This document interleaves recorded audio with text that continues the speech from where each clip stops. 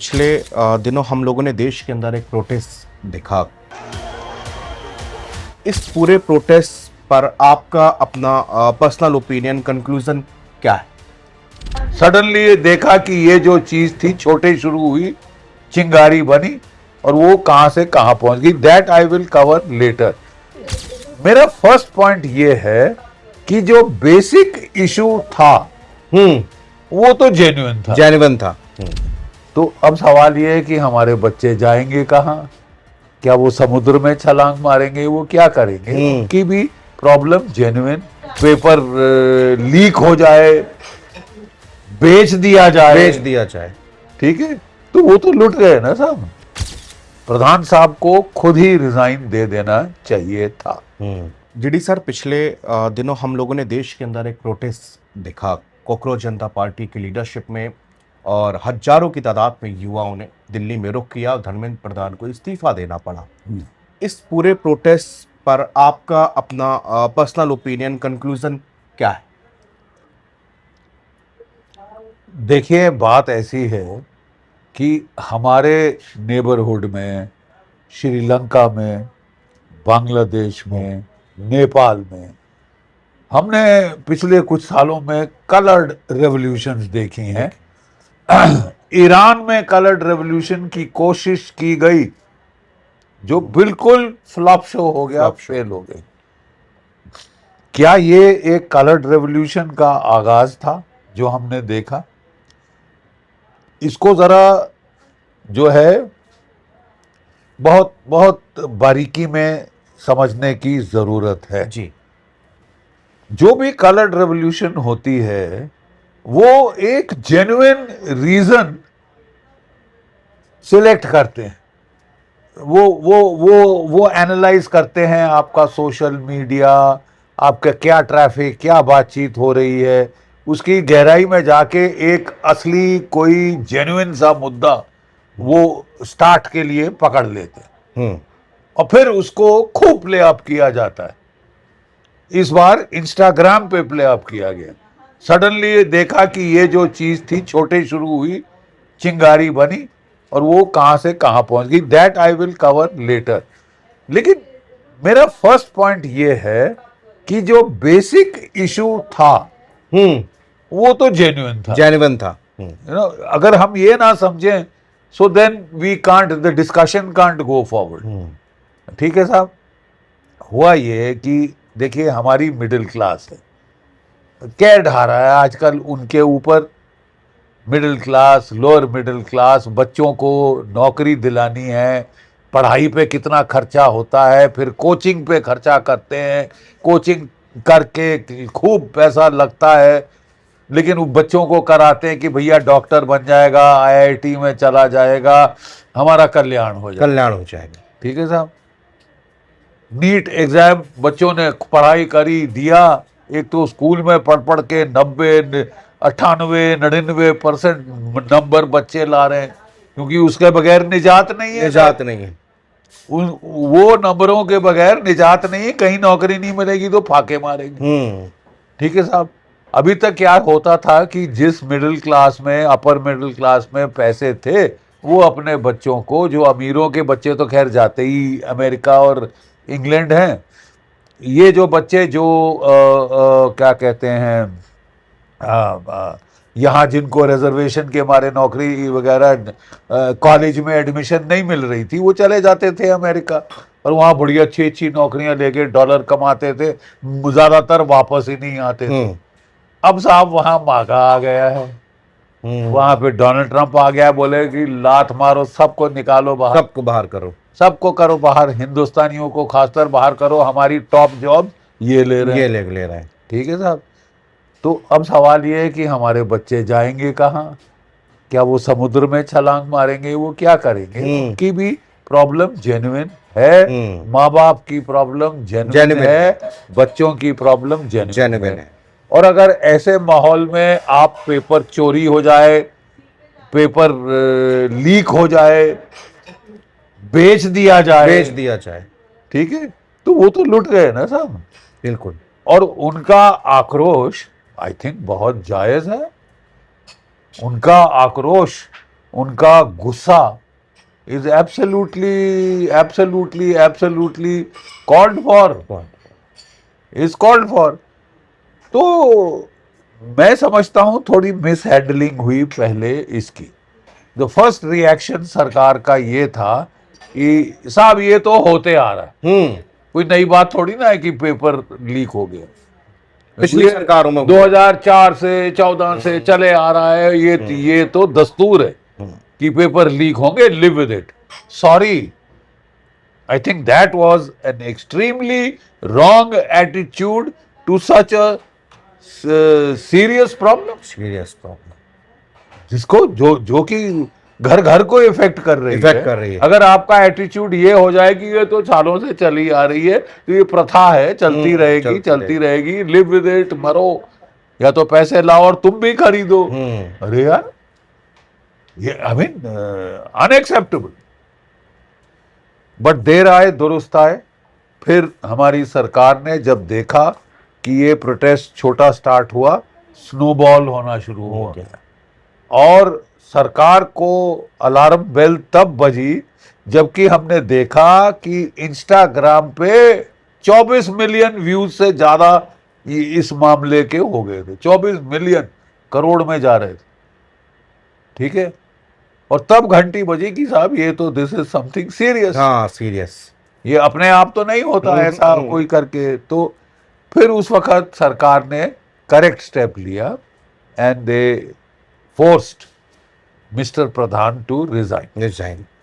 देखिए, सीधी बात यह है, अगर मैं बटालियन कमांडर हूं, मेरी बटालियन में कोई गदर गफलत होता है, आई एम रिस्पॉन्सिबल, ठीक है ना।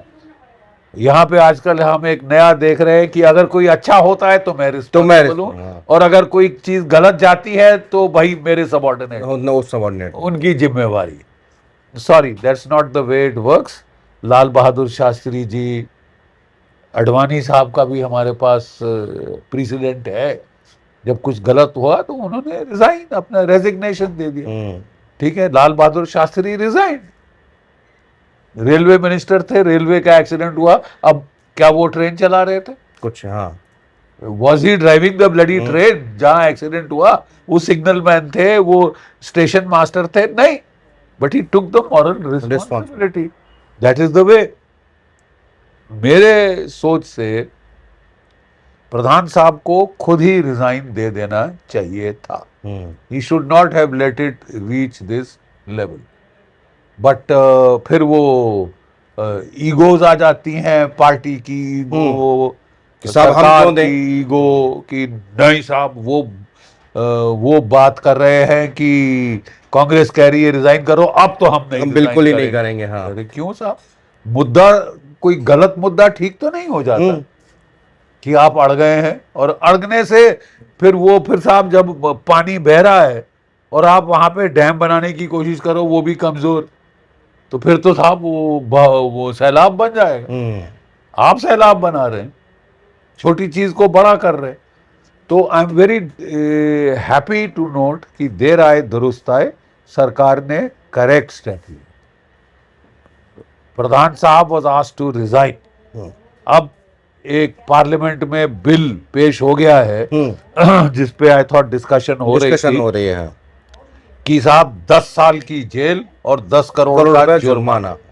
मेरे हिसाब से तो जब एक चीज इतनी 14 साल से एंडेमिक हो गई है, तो फिर तो उसको साहब एक दो को फांसी पे भी टांगना पड़े तो टांग दो, but you get it over with. बता दो कि ये देश को एक्सेप्टेबल नहीं है साहब, नहीं है। We will sort you out. बहुत सारे लोगों की जिंदगी टंगी है इसके ऊपर, ठीक है, और उनकी मेहनत टंगी है इसके ऊपर, so it can't be accepted. तो अब प्रॉब्लम यह है कि हमने ये स्टेप ले लिया, हमने वो कर दिया। नंदन नीलेकानी साहब जैसे पढ़े लिखे लोगों को इन्वॉल्व किया जा रहा है to devise a proper testing system. देखिए, मैं बताना, याद दिलाना चाहता हूं कि 2000 साल पहले चीन में एक एग्जामिनेशन, सिविल एग्जामिनेशन सिस्टम होता था, जिससे क्रेमे दे ला क्रीम उभर के ऊपर आते थे। जो मांडरिन थे ना, वो सब वो एग्जामिनेशन सिस्टम से आते थे 2000 साल पहले। तो अगर चीन की सभ्यता ने अपने लिए ऐसा एग्जामिनेशन सिस्टम डिवाइस कर लिया, हम क्यों नहीं कर सकते? फुल प्रूफ, जिसमें कि जो आए तो बोले साहब आप वाकई काबिल बच्चा है, बच्चा है। ये it should throw up merit, it should throw up the best, the elite to govern, to do this. अब मैं आपको बताता हूं, यूपीएससी हाँ, चला रही है आईएएस, आईपीएस, आईएफएस का एग्जाम, सिविल सर्विसेज का एग्जाम। उसमें आज तक तो मैंने नहीं सुना कि कोई कभी नहीं हुआ। कोई पेपर बिका है। क्यों?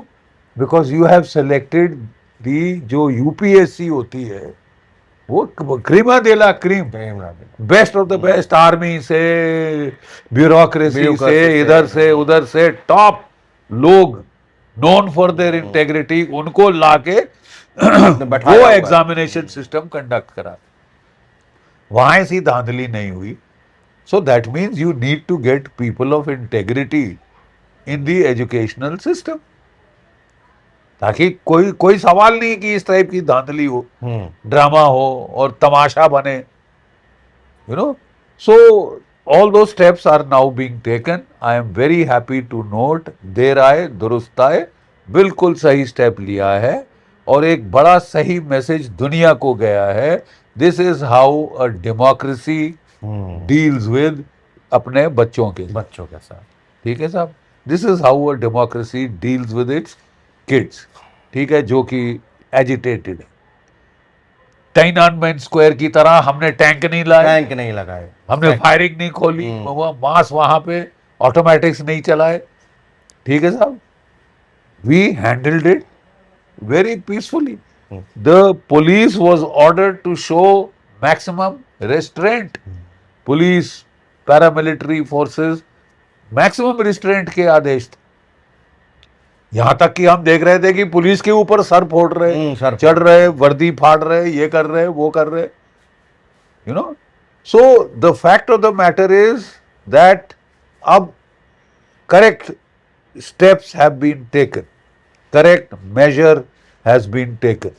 ठीक है, अब now this is where I want to sound a note of caution. This is where we need to analyse the coloured revolutions and their playbook. ये प्लेबुक एनालाइज करना बहुत जरूरी है। बांग्लादेश में क्या हुआ? प्रोटेस्ट शुरू हुआ किस पे? रिजर्वेशन कि 30% साहब जॉब्स रिजर्व्ड हैं मुक्ति जोधास के लिए। सरकार ने काट के 5% कर दी, वो सुप्रीम कोर्ट चले गए। सरकार बोल रही नहीं साहब हमको 5% ही चाहिए, बट ये बहाना लेके वहां पे फुल स्केल एजिटेशन शुरू होता है। जब एजिटेशन शुरू हो गई तो वहां से मोहम्मद यूनुस को पैराशूट किया गया। कहां से? वाशिंगटन से, यूनाइटेड स्टेट्स ऑफ अमेरिका। यानी कि इलेक्शन जाए भाड़ में, तुम्हारी पार्लियामेंट जाए भाड़ में, अमेरिका फैसला करेगा कि कौन यहां पे राज करेगा। हसीना वाजेद जो इलेक्शन जीत के आई, मेजॉरिटी से जीत के आई, हटाओ, मार डालो। वो तो मारने को थे, भारत ने निकाला होता तो मार दी जाती बेचारी। ठीक है, तो और वहां से कहां से पैराशूट होता है? वॉशिंगटन। मोहम्मद यूनुस साहब की क्या क्वालिफिकेशन है राज करने की? वो ग्रामीण बैंक चलाते थे। ग्रामीण बैंक में वो माइक्रो फाइनेंस, माइक्रो लोन्स देते थे मछुआरों को, फिशरमैन को, अपने फार्मर्स को, फार्म लेबर को, वो लोन देते थे। इससे वो बैंक चला रहे थे। नोबेल प्राइज उनको नोबेल पीस प्राइज दिया गया। ठीक है साहब, और उसके बाद उन्होंने क्या किया? उस पैसे का वो जो उनको ग्रामीण बैंकों से जो उन्होंने लोगों से खींचा था, उन्होंने $6 लाख दिए हिलरी क्लिंटन को उसकी प्रेसिडेंशियल इलेक्शन के लिए। लिए तब से वो डेमोक्रेट पार्टी जो है उसके बड़े चहेते हो कहते गए। बन गए। ठीक है, बिल क्लिंटन के, हिलरी क्लिंटन के, ओबामा के वगैरह वगैरह। और यहाँ गदर गफलत हुई उनको पैराशूट किया कर गया। दिया गया। यानी ये बाहर से आती है लीडरशिप। बालन साहब भी काफी साल रह चुके रह हैं चुके हैं। बाहर। ठीक है साहब, अब साहब बात आई जरा ये in this background, in this light हम एग्जामिन करें ये जो is it a coloured revolution, is it not a coloured revolution. Abhijit Dipke founder of the Janata cockroach party. हाँ। ये कहां पढ़ रहे थे साहब? बॉस्टन। Rings a bell? हाँ। ठीक है साहब, मतलब शक की सुई तो जाती है। हाँ। ठीक है साहब, बॉस्टन में आए, वहां पे इन्होंने कॉकरेज जनता पार्टी फॉर्म करी और फिर जहाज पकड़ के ये सीधा भारत आ गए इंचार्ज। ऑर्गेनिक उतनी नहीं हमको, मतलब ऑर्गेनिक प्योर नहीं है। जो इसके फाउंडर है वो बॉस्टन से आए। ठीक है साहब, अच्छा, इसके बॉस्टन से आए, उन्होंने वो वहां पे शुरू किया। फिर मेटा कंपनी जो है, जो कि इंस्टाग्राम चलाती है, उसने वायरलिटी जो करी, प्राइम मिनिस्टर की जो पोस्ट थी उसको हटाया। प्रधानमंत्री की पोस्ट को वो हटा रहे हैं और ये पोस्टों को फीड कर रहे हैं।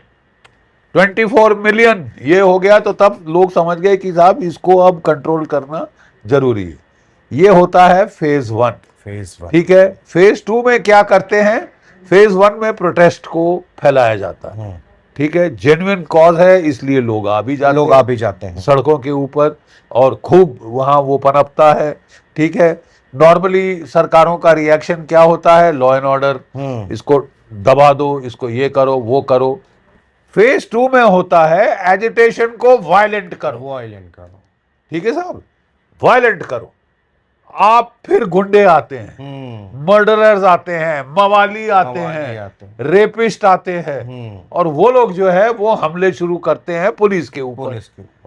इसलिए हमले करते हैं कि पुलिस को उकसाया जाए, पुलिस रिएक्ट करे और उसका फिर बवाल बनता है, मार दिया, जलियांवाला बाग कर दिया। ठीक है साहब, जलियांवाला बाग कर दिया। ठीक है, अब हम वेरी कायदे से this should have been now over.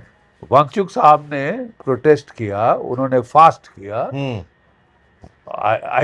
I give him full this thing, कम से कम for whatever his beliefs are, he follows them up, he is prepared to die.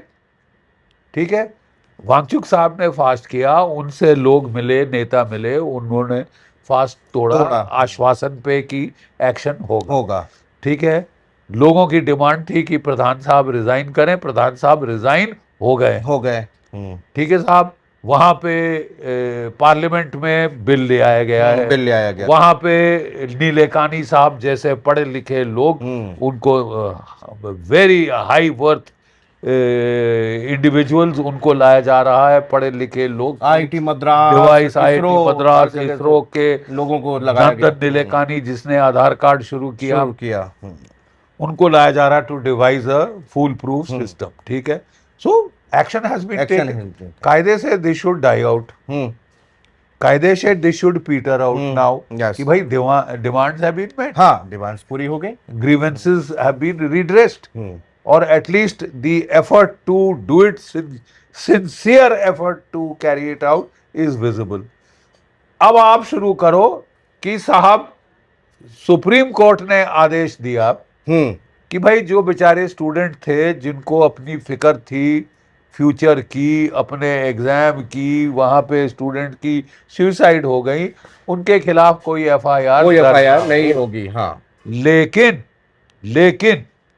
As per police की जो सर्वेलेंस 2800 से ज्यादा history sheeter वहां पे थे, क्या मौजूद कहते थे हैं उस जगह पे साइट वहां पे, जिनमें की कोई 250 तो मर्डरर, हाँ जिनके खिलाफ मर्डर के चार्ज, कितनों पे 50 के ऊपर रेप के चार्ज, मोलेस्टेशन के चार्ज, ये चार्ज, फायर आर्म्स इलीगल इस्तेमाल करने के चार्ज, वो टूट पड़े हमारी पुलिस और पैरामिलिट्री फोर्सेस पर फोर्सेस पे। सिर्फ हटे हमने देखे हैं, वर्दी पे खून पड़ता हमने देखा हमने है। देखे हैं। अब आप कर ये रहे हो, आप कर ये रहे हो कि आप जो है उनके खिलाफ भी मुकदमा नहीं होगा। उनके खिलाफ भी मुकदमा नहीं होगा। सुप्रीम कोर्ट ने ऑर्डर दिए हैं, तो ये सौरव दास साहब बोलते हैं हम नहीं मानते। नहीं मानते। ये साहब खतरा है, ये खतरा, exactly sir. This is a serious serious serious problem. आप जुडिशरी को नहीं मानते, सुप्रीम कोर्ट, सुप्रीम कोर्ट, हाँ, आप कोई डिस्ट्रिक्ट सेशन कोर्ट की भी बात नहीं कर रहे, CGI आप कह की रहे बेंच थी। To help with the supreme court. मैं दे रहा हूं, आई एम सेइंग वो सुप्रीम कोर्ट का हुक्म है, नहीं माना नहीं जाएगा। माना जाएगा। हाँ, I am sorry, then you are trying to get the कि हर एक पुलिस खिलाफ के खिलाफ एक्शन। ये हमने बांग्लादेश में भी देखा था। है। हाँ। बांग्लादेश में पुलिस के खिलाफ इतना एक्शन लिया गया कि पुलिस डिमोरलाइज होकर बोल दिया साहब आप संभालो, आप ही संभालो, आप करो, भाड़ में जाए साहब। हमको अगर हमने जाके कोर्ट कचहरी के चक्कर काटने तो हमने नहीं करना, हमें नहीं कर। हाँ। कोई और ले आइए पुलिस फोर्स। अराजकता, all law and order gone. गाली लोगों को गलौज। पकड़ पकड़ के सूली पे टांगा जा रहा है, ऑन द बिजली के पोल से, बिजली की तारों से वो वहां पे टांग रहे हैं सूली पे, लोगों के घरों में घुस के आग लगा रहे, ये कर रहे। अराजकता, अगजनी। Is that what you want? Is that your aim? और reform of the exam system exactly is your aim? This needs to be very clear. अब आप जब बोले कि साहब ठीक है स्टूडेंट्स पे एक्शन नहीं होगा, 2800 जो क्रिमिनल आए वो भी हमारे लोग थे, हमारे लोग। हाँ, माफ कीजिए साहब, नाउ नाउ आपकी नीयत पे शक है, आपकी नीयत पे शक है कि क्या आपकी नीयत पे शक पड़ रहा है, आप इस देश में अराजकता फैलाने की कोशिश कर रहे हैं या एग्जाम का रिफॉर्म चाहते हैं। You see, are you trying to bring the armed forces of the union into hatred? Are you trying to bring the armed forces of the union into hatred? ये by the way एक offence है। अगर आप जो वर्दीधारी, जो जिनका duty है to defend people, to protect law and order, to maintain law and order, आप उन पे चढ़ जाओ। हमारा वार उन पे है।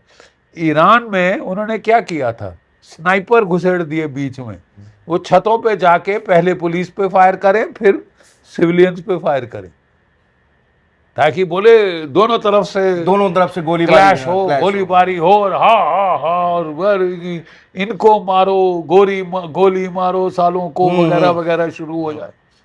ठीक है, कि वहां पे जलियांवाला बाग शुरू हो जाए, वहां आप करो, और फिर that becomes the snowball effect. Snowball effect. देखिए, माफ कीजिए, with due apologies, cause genuine था, इट हैज बीन एड्रेस्ड। कायदे से they should all finish up.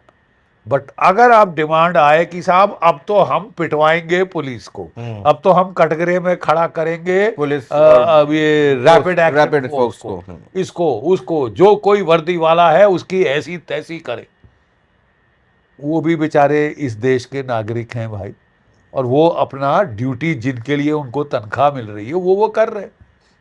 They have done it with the greatest of restaurant. They have shown the greatest of restraint. मैं सोचता हूं भारत ने तो एक मिसाल सेट कर दी है in such situations of how to deal with it properly. All Fadnavis साहब ने विड्रॉ कर लिए हैं FIR, बिहार से ही विड्रॉ कर लिए, बिहार से भी विड्रॉ कर लिए गए हैं। अब ये law and order is a state subject, तो वो स्टेट्स अपना डील कर रही हैं। केरला में नहीं विड्रॉ हुआ बाय द वे, हाँ, वहां विड्रॉ नहीं हुआ, वहां पे कांग्रेस की सरकार है, वहां पे विड्रॉ नहीं हुआ। So what I am trying to say is, जब हम बारीकी में देखते हैं, कॉज जेन्युइन था, but the entire playbook is of a colored revolution. And that has to be nipped in the bud.